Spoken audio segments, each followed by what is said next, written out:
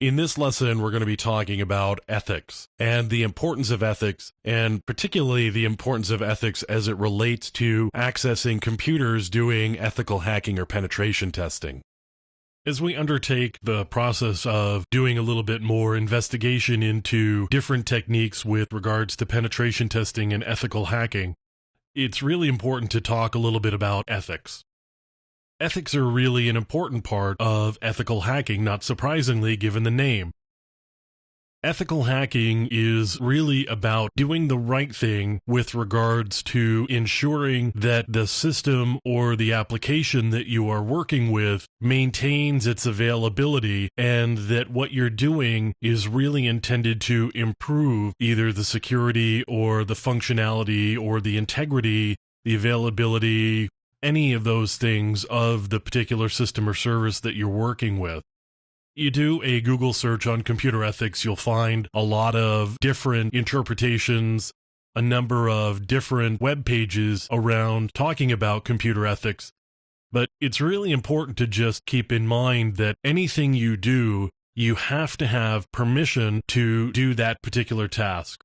So if you're working on your own systems within your lab, that's fine, because you, of course, can give yourself permission to do that sort of thing.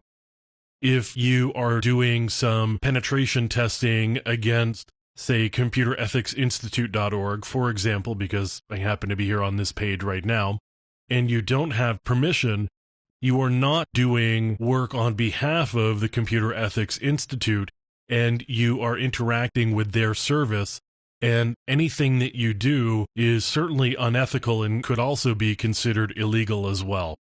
So keep in mind that the work that you do with regards to penetration testing and ethical hacking really has the possibility, if not probability, of doing some damage to a computer system, and that damage is something that needs to be expressed up front before you do the work, so that the target is aware that that's a possibility and they accept that particular risk as part of the work that you're doing.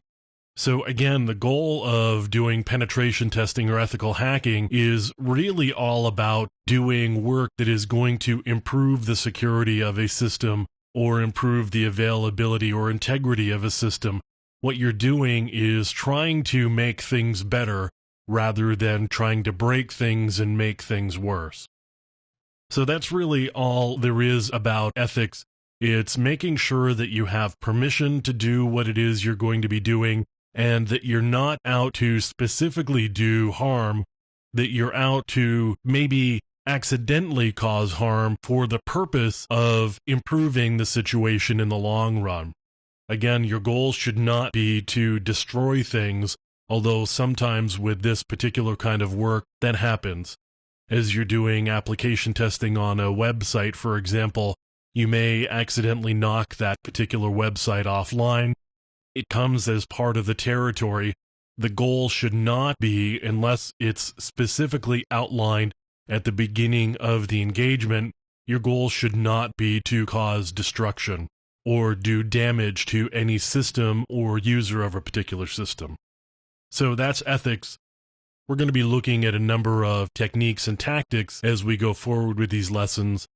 And where possible, I will probably drop in reminders from time to time about making sure that you have permission and that you are doing the right thing from an ethical or a legal standpoint.